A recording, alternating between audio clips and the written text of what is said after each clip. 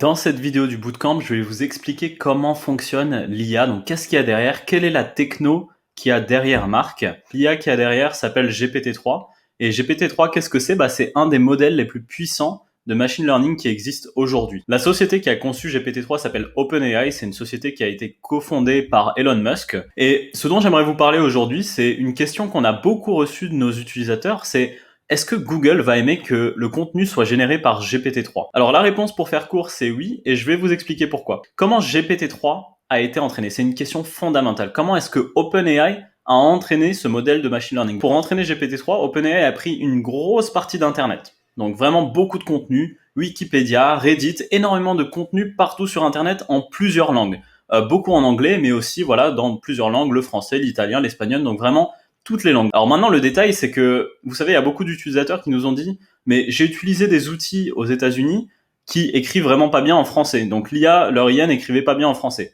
Et nous, ce qu'on a fait derrière avec Marc, c'est qu'on a réentraîné Marc sur des textes en français, donc sur des articles de blog en français, sur des posts LinkedIn en français, sur des emails en français. Aujourd'hui, on est les premiers en France à avoir fait ça. Donc la grande question que se posent nos utilisateurs, c'est: vu que l'IA a été entraînée sur multiples textes, est-ce qu'elle va pas, par la suite, générer du texte dupliqué ou du contenu plagié? Donc prendre des petits parties de ces textes-là et les rajouter dans vos articles.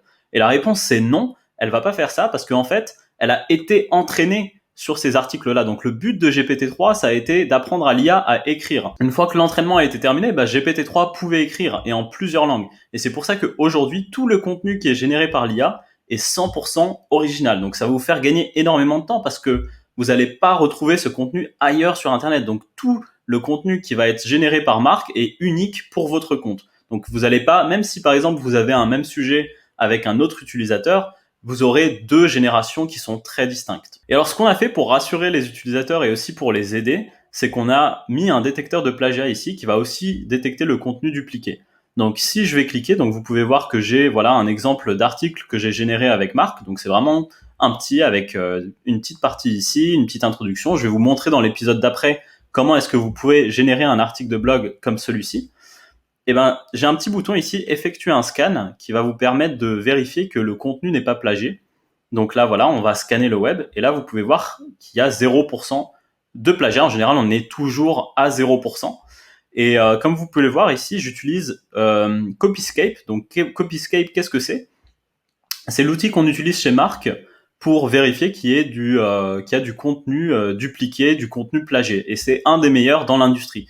Donc vous voyez, si je vais cliquer sur ce lien-là, c'est le lien Copyscape, je vais rediriger vers un rapport Copyscape qui va me montrer toutes les sources. Donc là, vous voyez, j'ai 0% de plagiat. Mais s'il y en avait, si vous utilisez un autre article, par exemple, que vous mettez dans Marc, ça va vous donner toutes les sources où il y a du contenu dupliqué, du contenu plagié.